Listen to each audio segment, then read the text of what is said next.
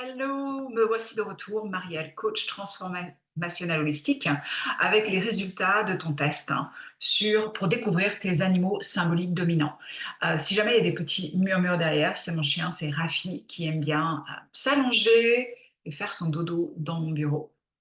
Donc, est-ce que tu as fait ce test? Je l'ai remis ici dans cet email pour que tu puisses le refaire. Ça va vraiment t'illuminer sur plein de choses sur toi.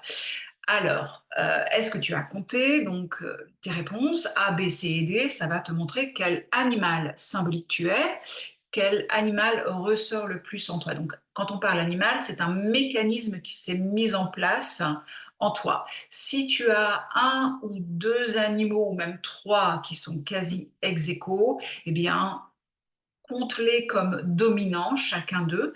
C'est tout à fait habituel, c'est quelque chose que j'observe énormément. D'ailleurs, j'en parlerai dans l'email prochain. Donc, à chaque profil animal, tes animaux symboliques dominants, tu vas découvrir quoi? Ta réaction primaire au stress. C'est-à-dire que toute petite, quelque chose s'est mis en place pour te protéger et c'est ce que tu trouves est une réaction maintenant plus forte que toi, viscérale, parce qu'elle est inconsciente. C'est ta première réaction et ça passe pas justement par le conscient. Ton animal symbolique, j'ai choisi des animaux, ils sont venus à moi dans des moments très, très intuitifs. Finalement, tout est venu à moi par mon intuition, on va dire, euh, de façon très, très simple, à comprendre très, très simplement. Tiens, c'est mon tigre qui se met en place, c'est ma gazelle, c'est mon lapin, c'est mon caméléon, des animaux très, très simples. C'est la clé aussi, la simplicité. La pensée inconsciente à l'origine, finalement, de ce système de protection qui s'est mis en place en toi. Donc, parce qu'en fait, c'est ça dont on parle, c'est que toute petite, il y a une partie de toi qui s'est mise en place pour te sauver la peau, littéralement. Donc, découvrir cette pensée toute simple et qui explique ton comportement aujourd'hui, c'est super important. La facette ombre et la facette lumière. Donc, si tu es ici, peut-être que justement, il y a des aspects de toi, de ton fonctionnement que tu n'aimes plus, ça te colle à la peau et tu aimerais t'en débarrasser. Peut-être que ce sont les aspects que tu n'aimes pas de toi ou alors que on te dit que tu as trop de ceci ou de cela. Et donc, c'est la facette ombre, on va dire. Et dans la vie, toute chose, toute personne, tout et n'importe quoi finalement a automatiquement ombre et lumière. L'un va complètement avec l'autre, comme le yin va avec le yang.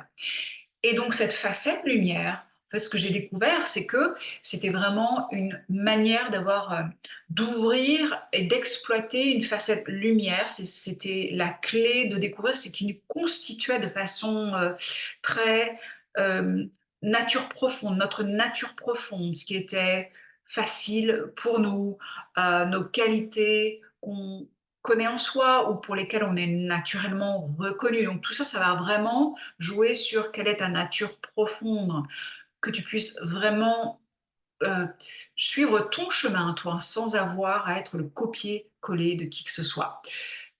Qu'est-ce qui fait que on exprime ses talents? C'est quand en fait on se sent bien dans sa peau, qu'on est en sécurité. Et ça va être super important.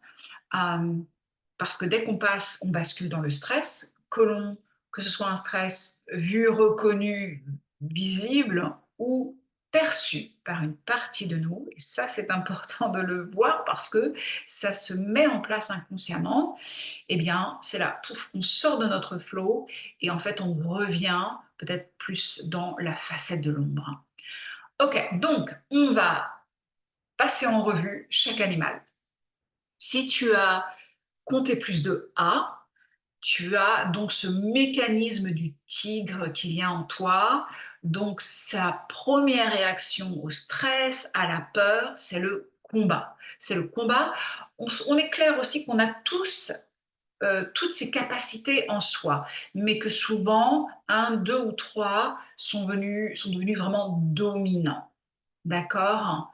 Euh, Dans un monde idéal, on utilise l'un ou l'autre mécanisme au bon moment. Parce qu'il y a des bons moments pour être dans le combat, des bons moments pour être, pour partir, pour courir le plus loin possible, de bons moments pour se figer et attendre, et de bons moments pour s'adapter. Simplement, quand on a quelques aspects dominants, eh bien voilà, ça te donne les facettes de l'ombre ou de lumière, ça dit beaucoup sur toi. OK, la pensée à l'origine, donc justement, c'est que quelque part, toute petite, il y a une partie de toi qui s'est dit: «Waouh, je dois être la meilleure et me battre. Ma vie en dépend». C'est toujours «ma vie en dépend», vu du regard de la petite que tu étais. Donc l'ombre, ça va être, bah, la domination parce qu'en fait, le tigre en nous nous fait vouloir être reconnu comme la meilleure. On est ici pour se faire entendre, s'imposer, dominer de façon inconsciente jusqu'à ce que ça devienne conscient. On peut avoir tendance à fouiner notre nez partout, considérant que tout mérite le filtre de notre opinion à nous. Donc, dans l'ombre, il y a cet entêtement, cette espèce de contrôle. On peut avoir cette personnalité contrôlante. On peut aussi en faire trop pour briller et on ne sait pas comment s'arrêter. Et c'est un des problèmes, c'est qu'on peut vraiment aller jusqu'à l'épuisement, ne pas prendre en considération les besoins de notre corps. Et on peut être très critique du comportement des autres. Quand il y a un problème, quand quelque chose se passe, on peut très très rapidement blâmer l'autre ou la situation et ne pas voir notre co-responsabilité.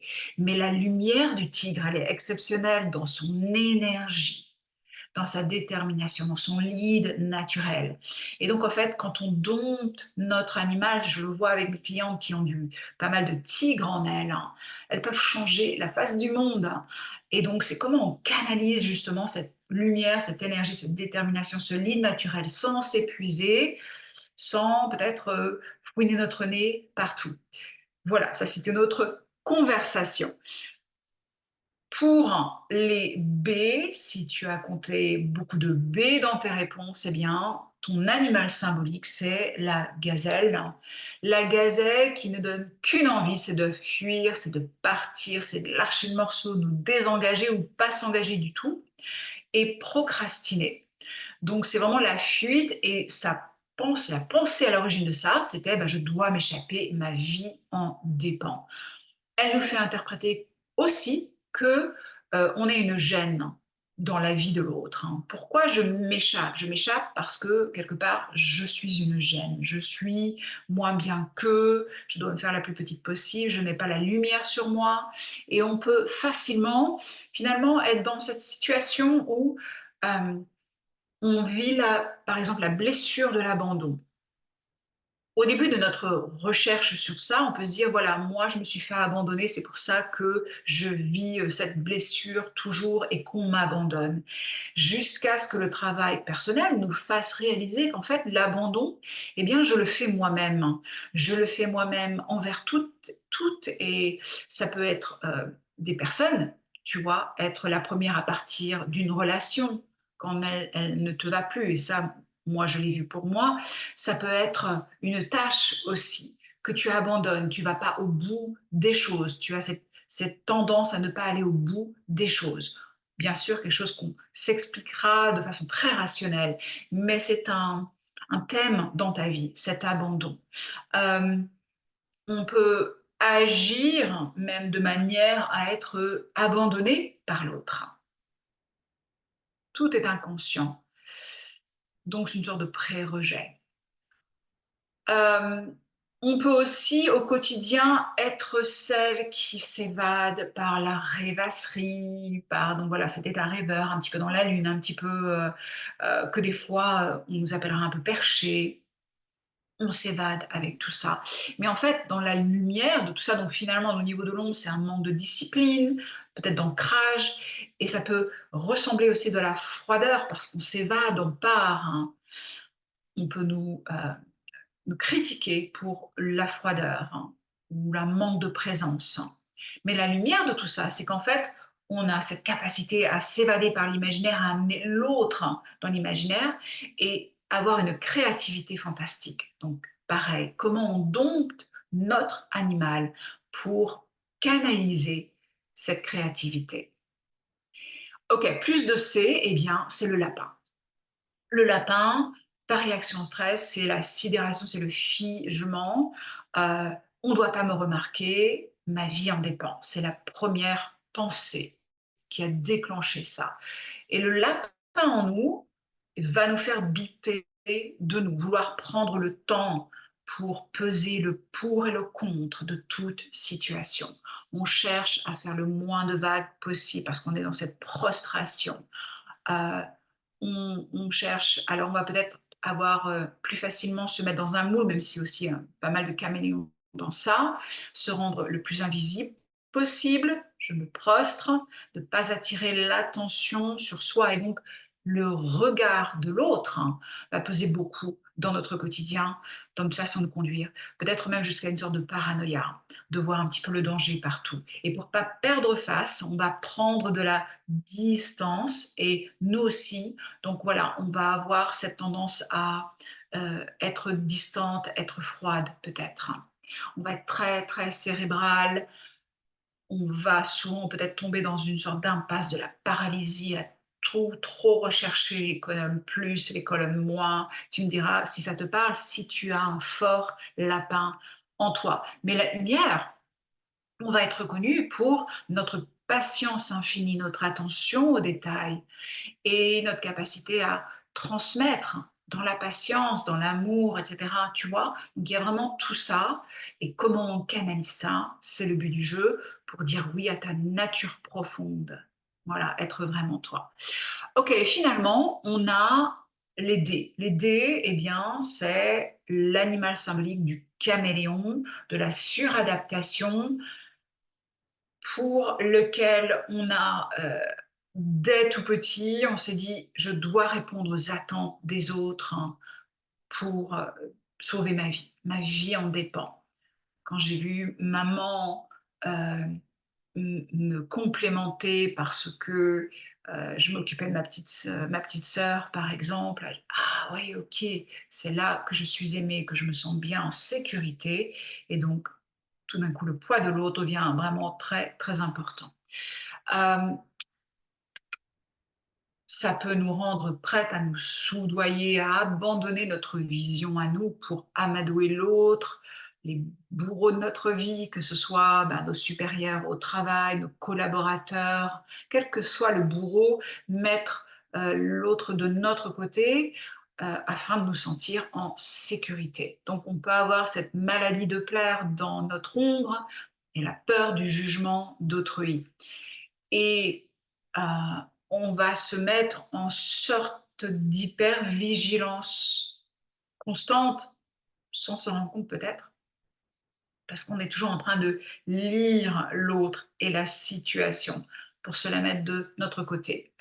Pour être en maîtrise, ne jamais lâcher son attention complètement, parce que quand je reste comme ça, maîtresse de la situation, c'est ça qui me fait me sentir plus en sécurité.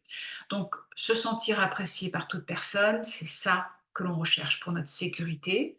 Et donc, dompter notre animal, nous mettre dans la lumière et exprimer notre lumière, ça va être vraiment reprendre notre autonomie et découvrir nos propres besoins, nos propres désirs, nos valeurs à nous, en fait, reprendre notre place.